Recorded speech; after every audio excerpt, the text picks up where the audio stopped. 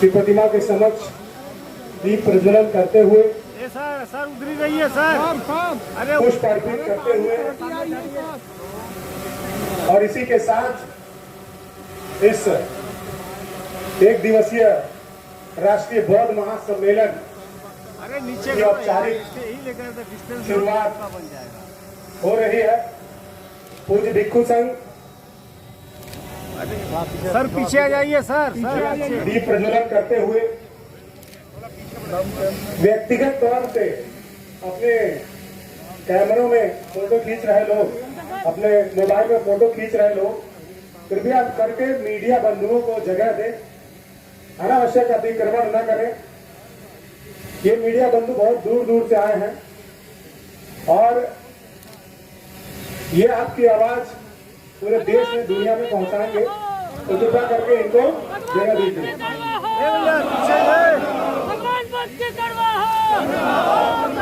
भगवान बुद्ध की करुणा हो, भगवान बुद्ध की करुणा हो। बाबा साहब अमर रहे, बाबा साहब अमर रहे। बौद्ध धर्म की क्या पहचान, बौद्ध धर्म की क्या पहचान। तो इसी के साथ दीप प्रज्वलन और भैया पीछे आइए, पीछे आइए। जितने भी हमारे अतिथि हैं बारी बारी से तथागत भगवान बुद्ध और बोधिसत्व बाबा साहब जी को पुष्प अर्पित। पानी नहीं पड़ा, जिस कूलर में पानी नहीं होगा उसका पैसा नहीं दिया जाएगा, ठीक है ना? हाँ सही बात है कि नहीं बताइए? आप देखिए सब लोग तैयार है, नहीं मिलेगा पैसा, डालिए।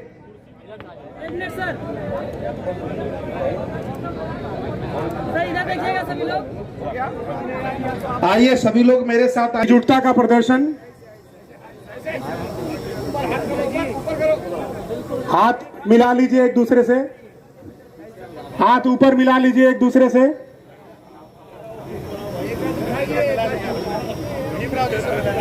अंकल पीछे करिए थोड़ा सा। तथागत बुद्ध की करुणा हो, तथागत बुद्ध की करुणा हो। बाबा साहब अमर हो, बाबा साहब अमर हो।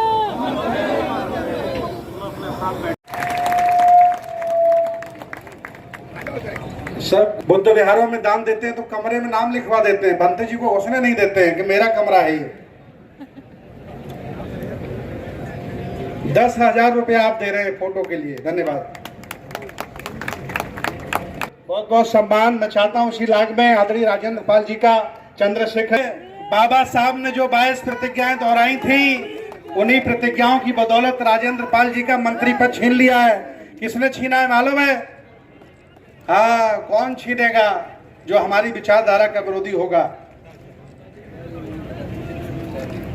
बहुत बहुत साधुवाद, बहुत बहुत धन्यवाद। बैठ जाएं।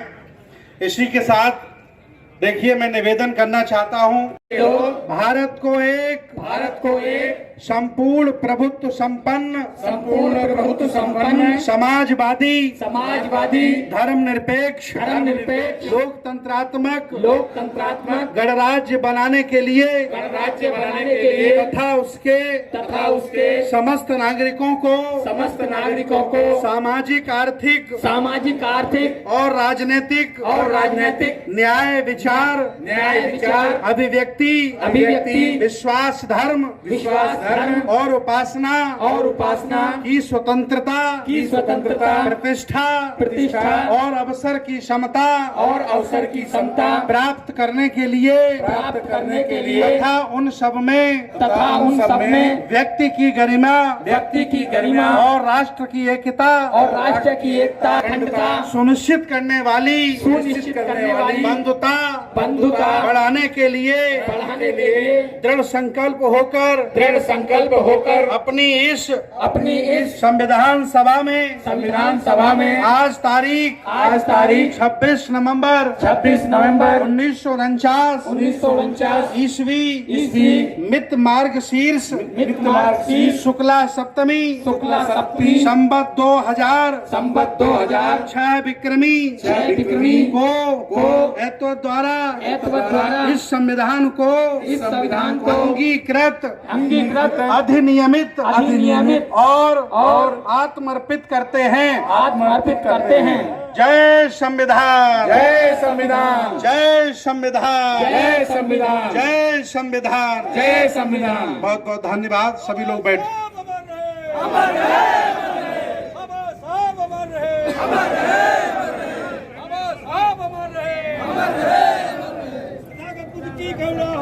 बैठ जाइए आप सभी लोग।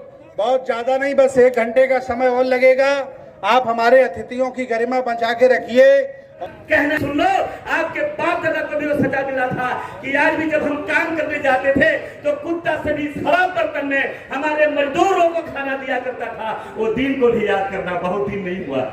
आज जब बाबा साहब ने समय बदल दिया तो आज हम नाम नहीं लेना चाहते हैं कुछ गद्दारों का जो दुश्मन के गोदी में खड़ा होकर हमारे संविधान को विनाश कर रहे हैं। कुछ लोग इल्जाम लगाते हैं सुमित रतन पर, कुछ लोग इल्जाम लगाते हैं राजेंद्र पाल गौतम पर। तो उन्हें मैं कह देना चाहता हूँ, माना कि इन बागों को सींचने में कुछ पत्तियां टूट गई होगी, माना कि इन बागों की सोच सींचने में कुछ पत्तियां टूट गई होगी, तुम मुझ पे इल्जाम लगाते हो बेवफाई का।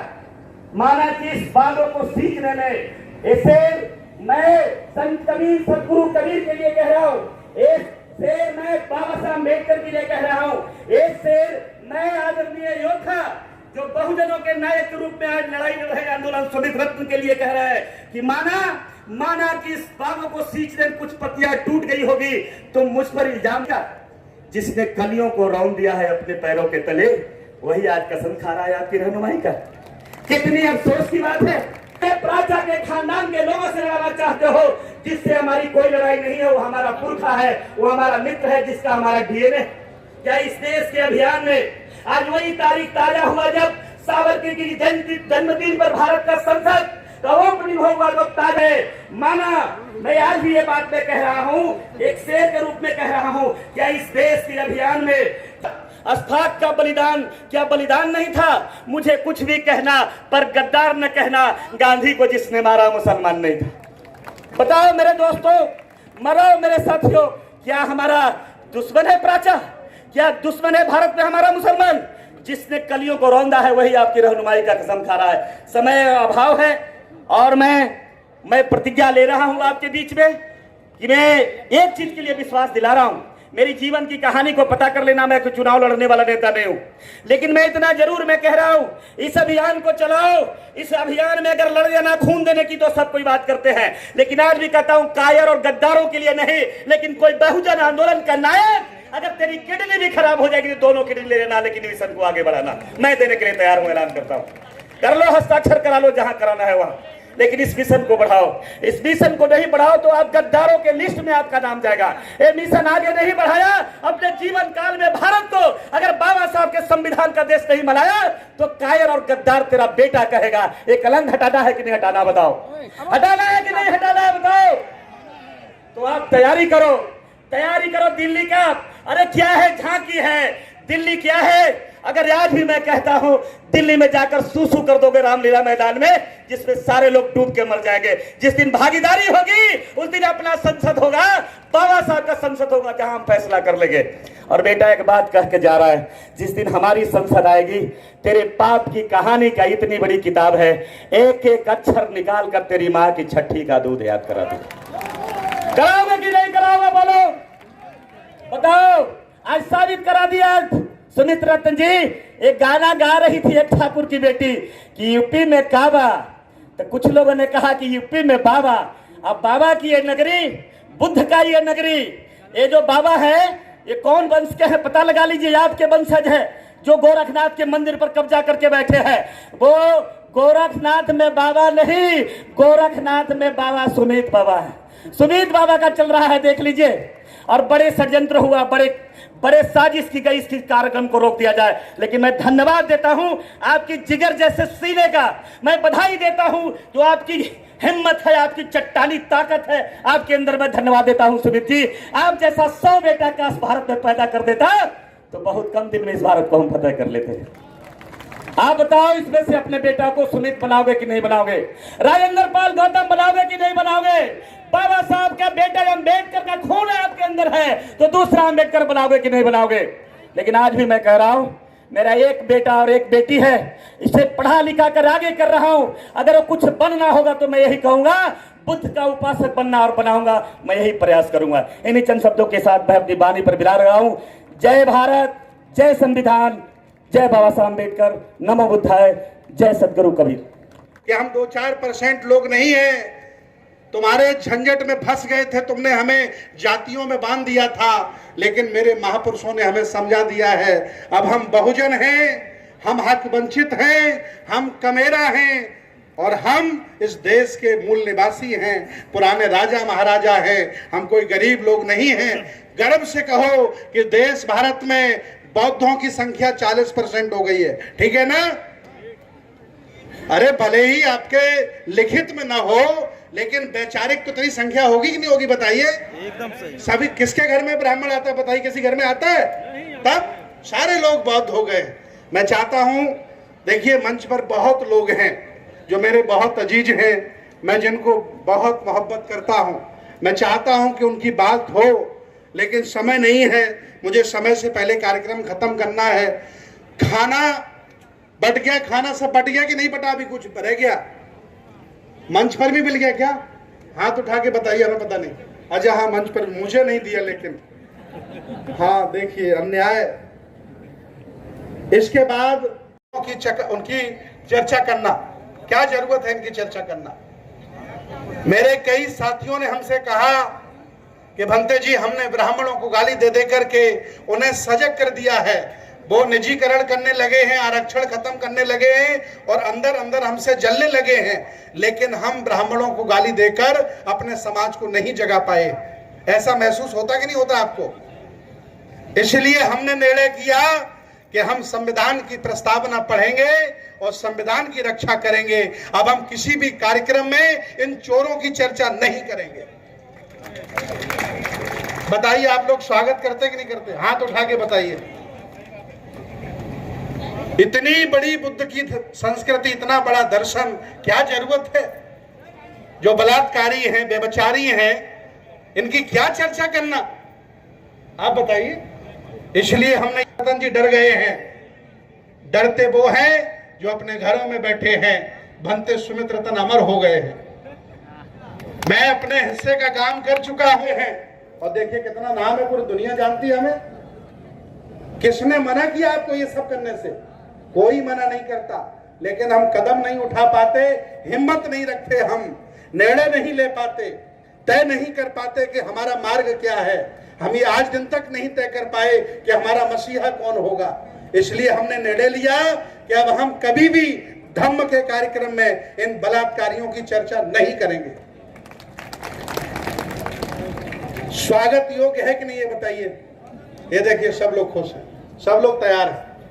और मुझे गोरखपुर धार्मिक हैं, आप मेरे बाल बच्चों की तरफ ध्यान रखना। अगर कोई एक्शन हो गई तो आपकी तो जमानत हो जाएगी, मैं जानता हूं, लेकिन मेरा सस्पेंशन तय है। मतलब एसपी कह रहा हमसे, सोचिए, और मुझसे एफिडेविट लिया है, साइन हमसे कराए हैं कि हमें किसी धर्म को बुरा भला नहीं कहना है और किसी नेता पर गलत टिप्पणी नहीं करना है और बाबा साहब की 22 प्रतिज्ञाएं नहीं करना है। सोचो हमसे कितने डरे हैं लोग। ये डरे हैं कि नहीं डरे हैं? आप सबसे डरे हुए लोग हैं। ये वो डर गए हैं कि अगर 22, चूंकि हम लोग 22 प्रतिज्ञाएं जान गए हैं, ये उन्हें पता चल गया है कि हम लोग 22 प्रतिज्ञाएं जान गए हैं और घर से कचरा साफ भी कर रहे हैं, इसलिए हमसे डर गए। परम पूज्य बाबा साहब डॉक्टर भीमराव अंबेडकर परिवार से आए हुए भीमराव